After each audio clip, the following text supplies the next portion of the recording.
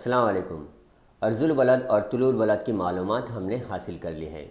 ان خطوط کی وجہ سے خطوط کا جال بنتا ہے۔ کسی بھی مقام کے تعین کے لیے ان خطوط کے جال کا استعمال ہوتا ہے۔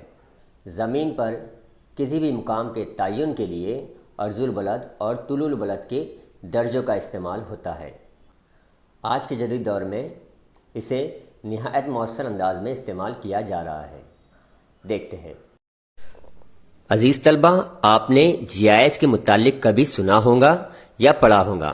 جی آئی ایس کا full form geographical information system ہے، جسے اردو میں جغرافیائی اطلاعاتی نظام کہا جاتا ہے۔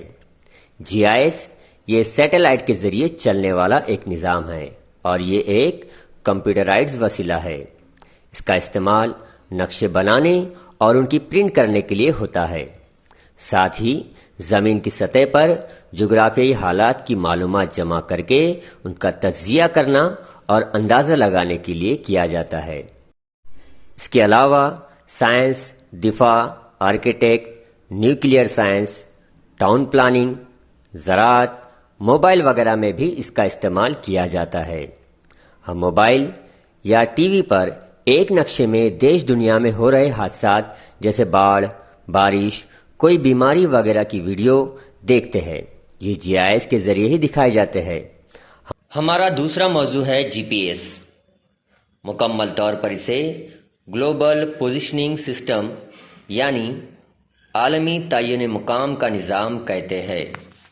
عزیز طلبہ، سطح زمین سے 12,000 میل کے فاصلے پر 29 مصنوعی سیارے یعنی سیٹلائٹ گردش کر رہے ہیں، جو جی پی ایس نظام کا حصہ ہے۔ جی پی ایس کے ذریعے ہم خود کی یا کسی اور کی لوکیشن یا مقام کا پتہ لگا سکتے ہیں۔ قدرتی آفات کے دوران جی پی ایس نظام کا استعمال بہت فائدہ مند ثابت ہوتا ہے۔ ہم اس کا استعمال ڈرائیونگ، ہوائی سفر، جہاز رانی وغیرہ کے لیے بھی کرتے ہیں۔ جی پی ایس نظام آج اتنا بہتر ہو گیا ہے کہ ہم اسے آسانی سے اپنے موبائل اور اسمارٹ واچز میں بھی استعمال کرنے لگے ہیں اور اپنی صحت یا فٹنس کا حساب کر سکتے ہیں، جیسے کہ ہم نے کتنے وقت تک دوڑ لگائی اور کتنا فاصلہ طے کیا۔ اس کے علاوہ بھی جی آئی ایس اور جی پی ایس کے بہت کچھ استعمال ہیں۔ عزیز طلبہ، جی آئی ایس اور جی پی ایس مکمل طور پر عرض البلد اور طول البلد پر منحصر ہے۔ اللہ حافظ۔